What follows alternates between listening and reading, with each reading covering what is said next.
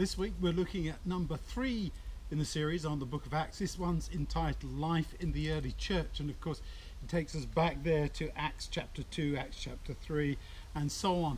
And we're looking at those very early days when the vibrant preaching of Jesus Christ the risen Lord was taking effect, and hundreds, thousands of people were joining the church, coming in and experiencing the joy of salvation as the disciples preached the good news.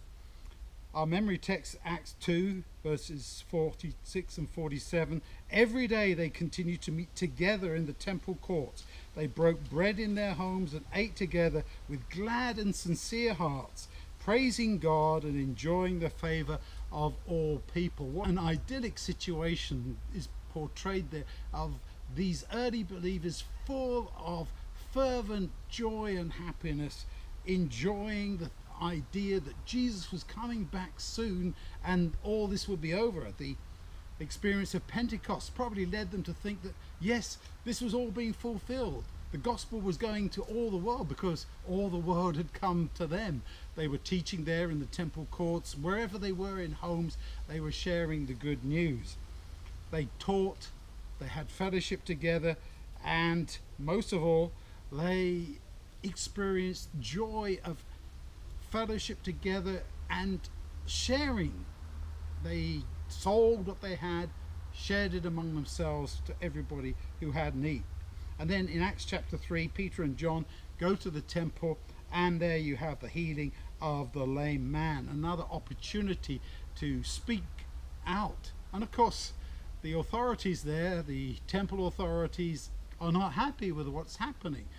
They thought they got rid of Jesus, and now they're dealing with him again. His disciples are preaching. They thought that they had quashed this element of dissent as they saw it, but now it comes up a second time, and they can't argue with the healing of this lame man. It's there before their eyes. So they flog Peter and John and say, don't preach anymore in the name of this man. And of course the disciples say, well, we have to obey God rather than man. We can't do what you tell us. So this is where, as we have there in the lesson, the rise of opposition.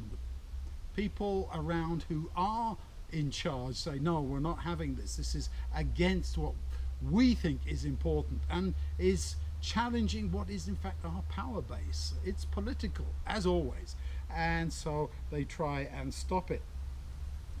There's problems that start developing in the early church too.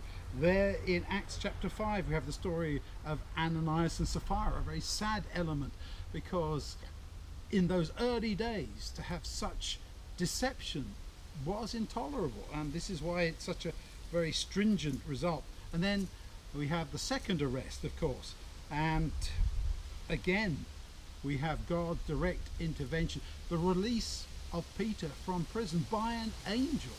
And people around are beginning to think, well, could this really be something of God? And there's some wonderful words there from that leader Gamaliel there in the Sanhedrin saying, if it's of God, you can't stop it. If it's not of God, it won't come to anything. Very wise advice for the time, and one that I think would have been really very helpful if people throughout history had agreed with that, because if it's of God, you can't stop it. If it's not of God, it won't come to anything. So he was absolutely right to put that position across and to encourage people not to go against what could be of God. So I think as we read these early lessons from the church, let's try and recapture some of that same spirit, that same zeal, the joy of the Lord, looking forward to Jesus coming again and living together in happiness and harmony. May God bless us as we try to do just that.